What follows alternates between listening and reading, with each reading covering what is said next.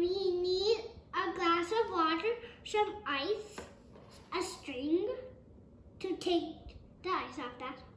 So I'll put like 4.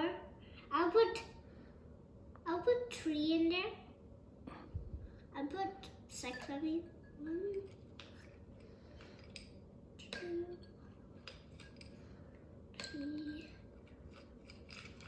4, 5, 6. First, let's try to take the ice.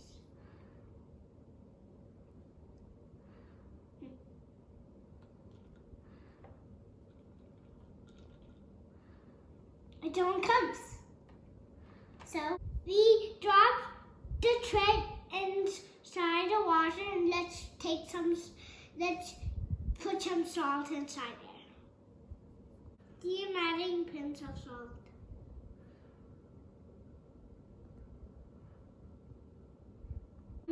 Adding pins of salt on the thread. I think so it's enough. So let's wait for some time. Let it wait 1 minute. Now let's see. Huh? It works.